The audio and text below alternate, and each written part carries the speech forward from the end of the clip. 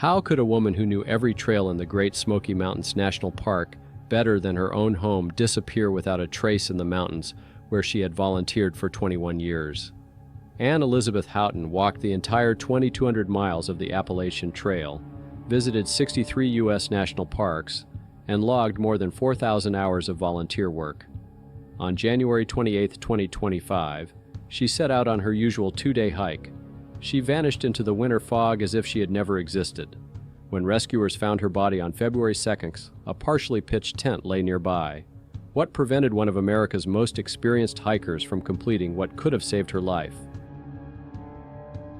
Anne Elizabeth Houghton was born on April 25, 1951, in sunny Dunedin, Florida, but her heart belonged to the mountains. At 73, she had the energy and endurance that people half her age envied. She was 5'6" tall and weighed only 103 pounds, a slender build inherited from her immigrant parents. Her gray hair was pulled back into a practical ponytail. Her kind eyes were hidden behind glasses, and her hands were rough from decades of working on mountain trails. After moving to North Carolina at the foot of the Smoky Mountains, Anne turned her hobby into her life's mission. Since 2004, she has volunteered at the park, maintaining trails, tending gardens, and leading educational programs. Colleagues noted her ability to work alongside younger people all day without tiring. In 2022, the park nominated her for the prestigious George and Helen Hartzog Award for Outstanding Service. Anne's hiking achievements impressed professional guides. She completed the entire Appalachian Trail in sections between the ages of 50 and 60, covering 2,200 miles from Georgia to Maine. She visited all 63 national parks in the United States, including remote areas such as American Samoa. In the Smoky Mountains, she knew every trail and every dangerous spot. But this legendary traveler had one hidden vulnerability that would prove fatal. Her petite physique turned from an advantage to a deadly threat in extreme conditions. Anne Houghton was a living symbol of the Great Smoky Mountains National Park. 21 years of service made her the unofficial guardian of the park's traditions. Every morning at 8 a.m., she would show up at the Okonalufti Visitor Center with a smile on her face, ready to help tourists plan their itineraries. Her co-workers joked that you could set your watch by her arrival. Anne was never late and never missed a shift. She specialized in leave-no-trace educational programs.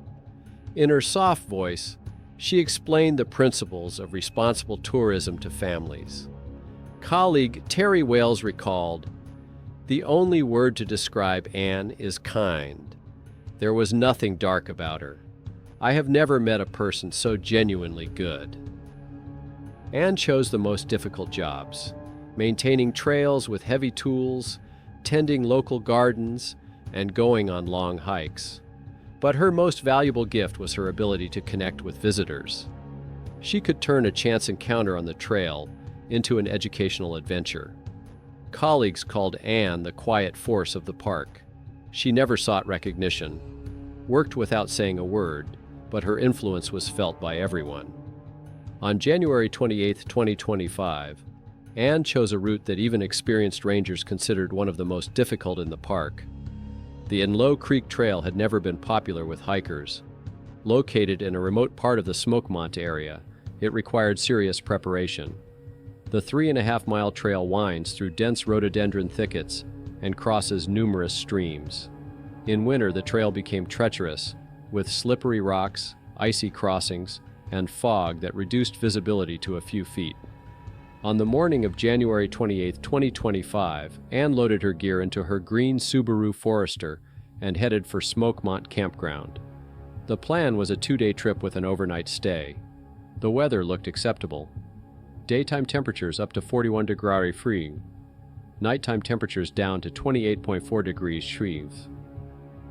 The forecast promised no precipitation, but the characteristic fog could reduce visibility at any moment. Around 10 a.m., she parked and set off.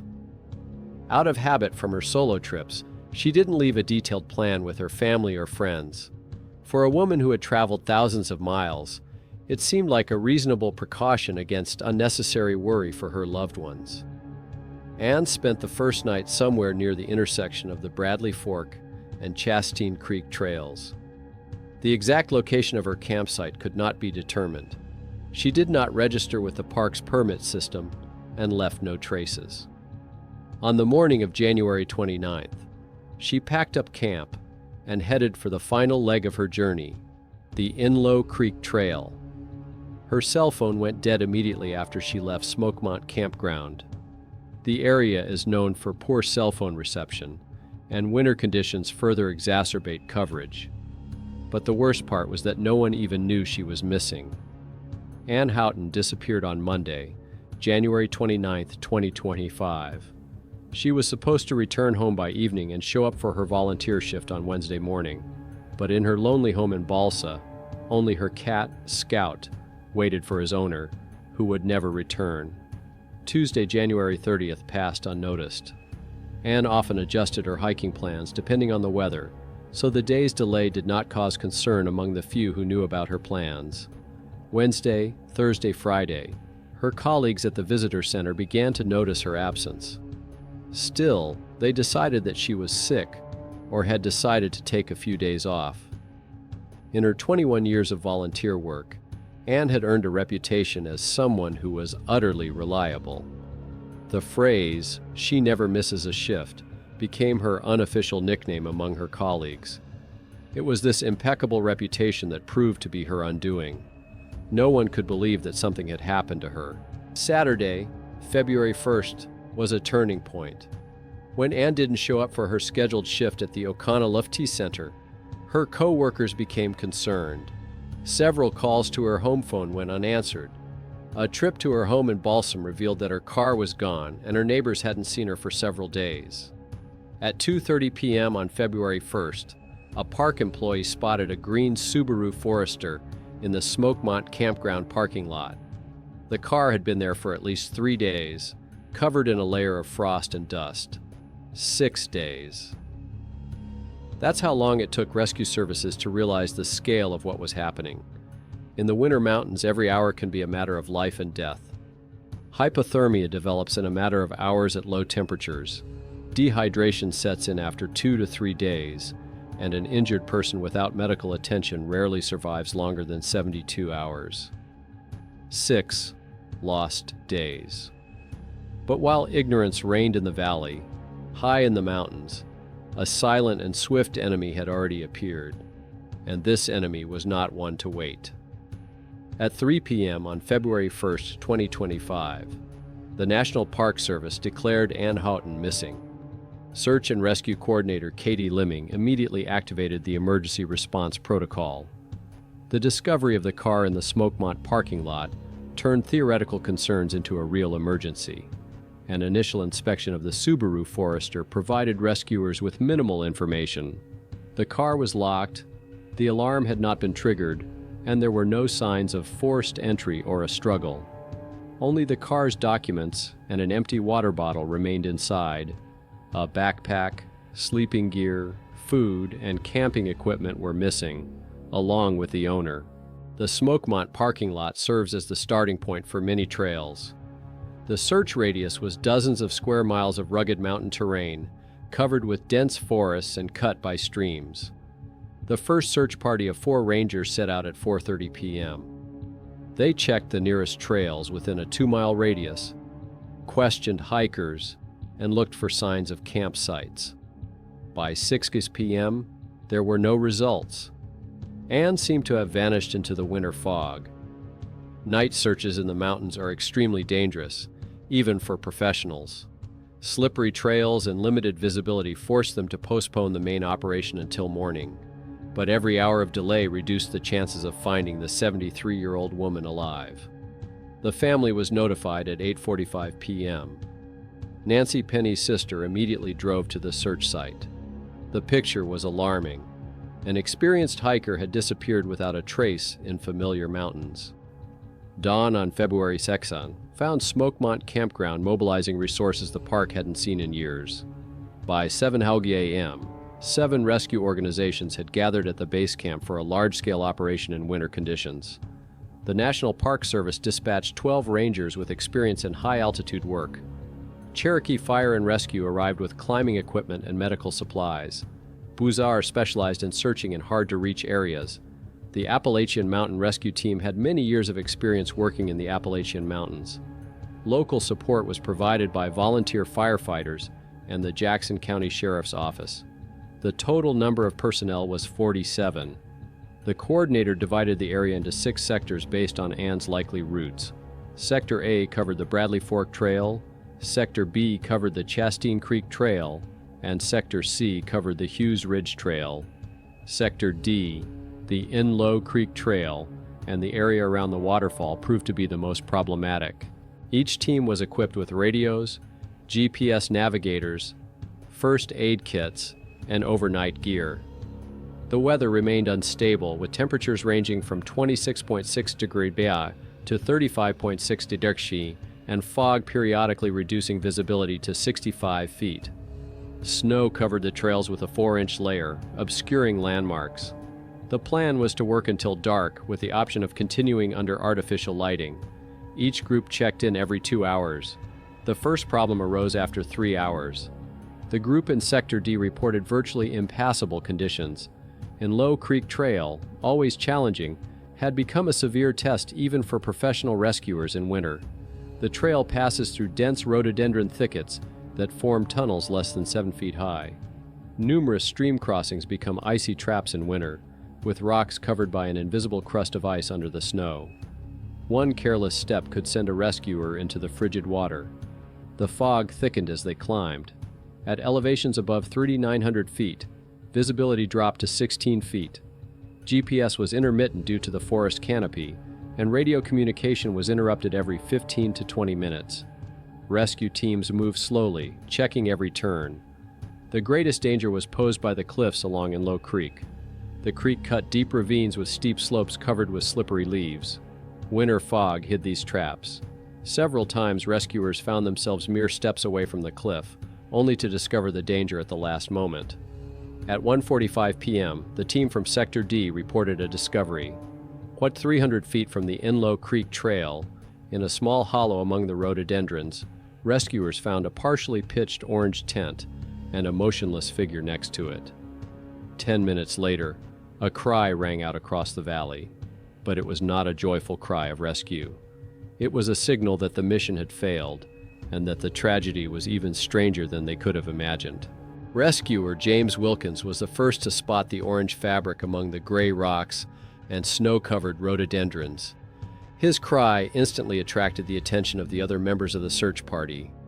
What they found 300 feet from the Inlow Creek Trail forever changed the nature of the operation from a rescue to a recovery mission.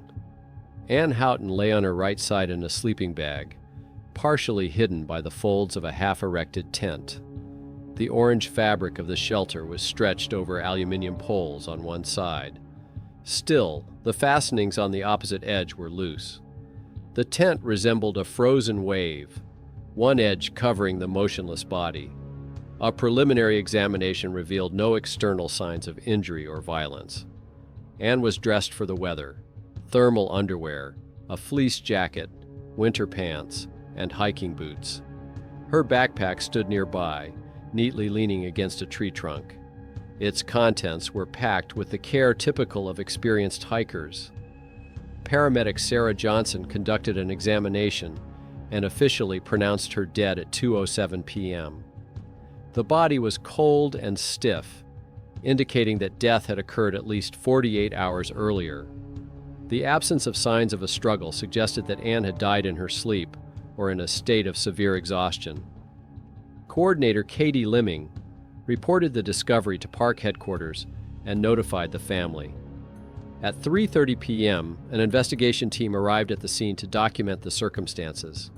Investigators reconstructed the last hours of Anne's life with forensic precision. The scene told the story of the gradual decline of an experienced hiker struggling with hypothermia. The tent was only half set up. The base was correctly spread out. The aluminum poles were inserted into the sleeves, but the fastening system was only 60% complete. 4 of the 8 pegs were driven into the frozen ground. The rest lay next to a hammer 7 feet from the tent. Experts noted the professional approach to choosing the location. The site was on a slight elevation, which prevented water from accumulating. Natural wind protection on 3 sides created a microclimate with a temperature slightly higher than the surrounding area. The proximity to a stream provided access to water. An analysis of the backpack showed that it was equipped for an extended stay in winter conditions. It contained a sleeping bag rated for temperatures down to -10 degrees, food supplies for 3 days, a gas burner with a full cylinder, and a first aid kit. All items were dry and adequately packed. Anne had managed to change into her sleeping clothes. Her daytime pants were neatly folded in her backpack, replaced by thermal underwear and warm socks. This indicated that she had planned to go to sleep and showed no signs of panic. The absence of traces of a campfire remained a mystery. The firewood had been prepared and stacked correctly: kindling, medium-sized branches, and large logs. Matches were in an accessible pocket of the backpack, but the fire pit remained cold. Temperature sensors showed that on the night of January 29th, the temperature dropped to 24.8 degrees. With high humidity and strong winds, the wind chill was significantly lower than the actual temperature, creating life-threatening conditions without an additional source of heat. An autopsy performed by Swain County Medical Examiner Dr. Michael Henderson determined the cause of death as hypothermia, with no signs of trauma or illness. A detailed examination revealed classic signs of death from exposure, including characteristic skin discoloration, no damage to internal organs, and specific changes in lung tissue. The key factor was a combination of Anne's physical characteristics and the extreme conditions. Weighing 103 pounds and standing 66 inches tall, her body mass index was 16.6, which is severely underweight. For a 73-year-old woman, this meant critically low reserves of subcutaneous fat, which is necessary for thermoregulation. Dr. Henderson explained the biomechanics of the tragedy. The human body produces heat through metabolism and muscle activity, retaining it through subcutaneous fat. In underweight people, this insulating layer is virtually non-existent. At such low temperatures, heat loss exceeds heat production within 2 to 3 hours. Anne's age exacerbated the situation. After the age of 70, the efficiency of thermoregulation decreases by 30–40% due to a slowing metabolism and poor circulation.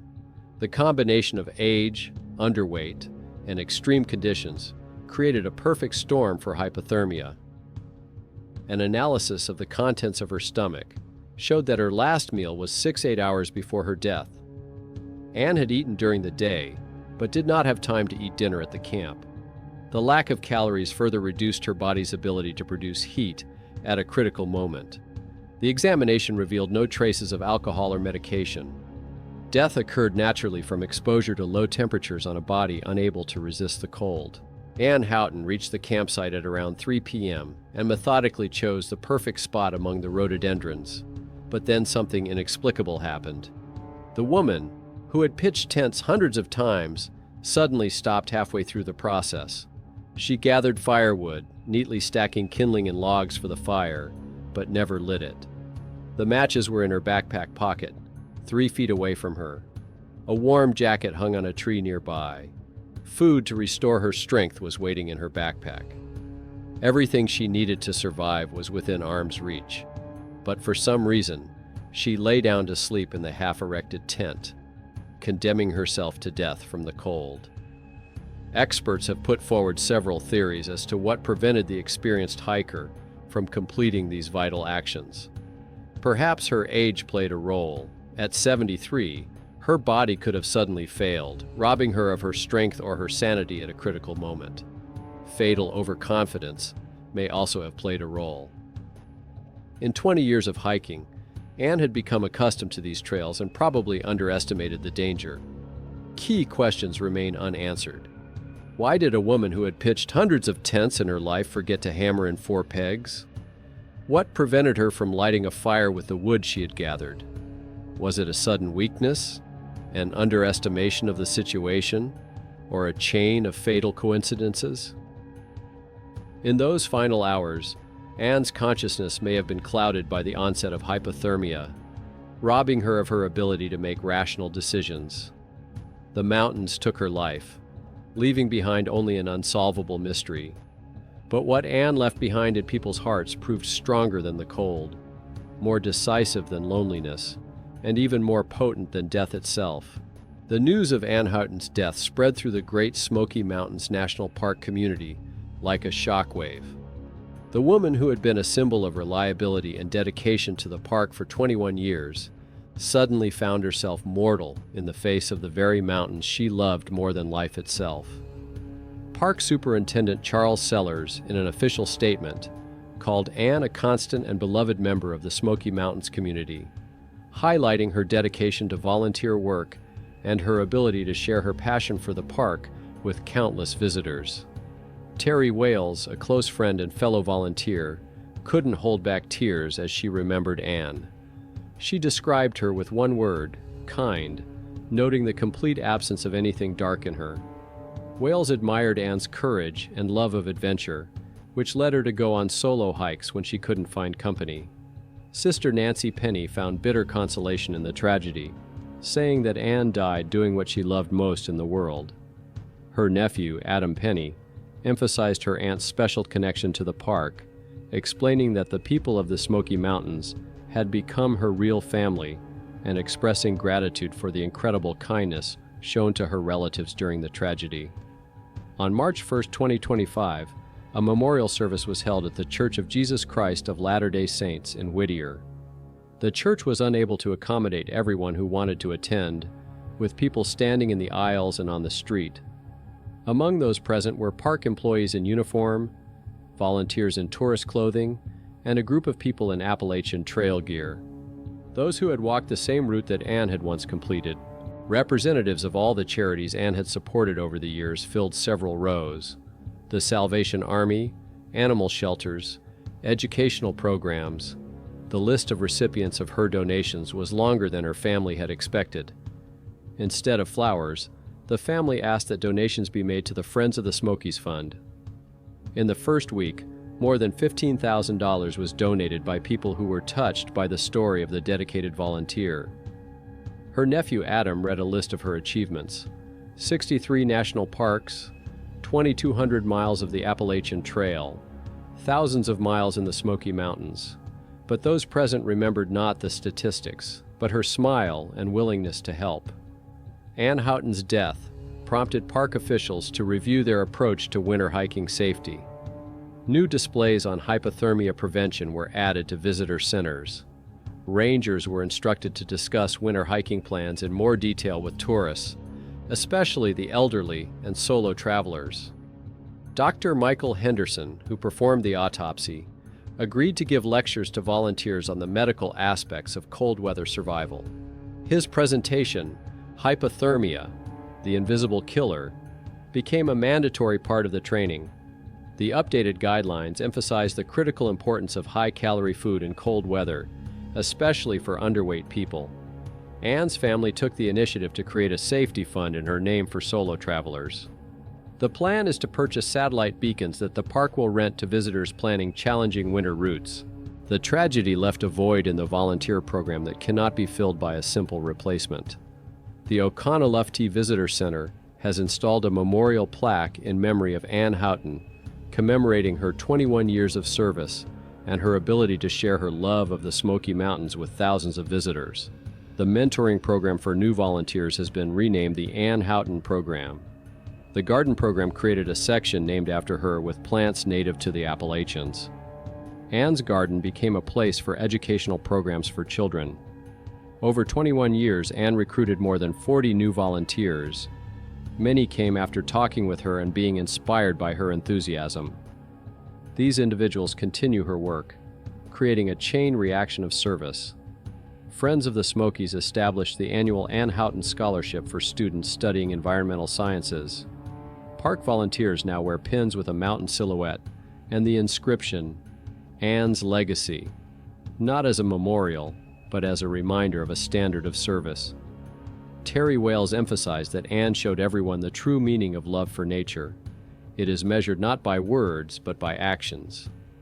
Every day, volunteers who help visitors fall in love with these mountains continue Anne's work. Anne Elizabeth Hton died alone in the winter mountains she loved more than life itself. But her legacy lives on in every volunteer, every child who learns the names of mountain plants, every hiker who knows the principles of leave no trace. The Smoky Mountains took her body, but her spirit remains forever a part of the trail she so selflessly protected. The story of Anne Hton makes us think about the limits of human capabilities and the price of our passions. But it also raises questions that have no easy answers. Was Anne herself to blame for her tragedy? A 73-year-old woman weighing 103 pounds set out on a solo winter hike without telling her loved ones her exact route. Was this heroic independence or reckless overconfidence? And is life worth dying for, doing what you love? Anne lived 73 years, visited every national park in America, and helped thousands of people. And in the end, she died in the mountains she loved. Is this a tragedy or a fitting end to a whole life? Write in the comments what you think about this story. I'm very interested to hear your opinion. Don't forget to like this video if you enjoyed it. Thanks for watching, and see you in the next episodes.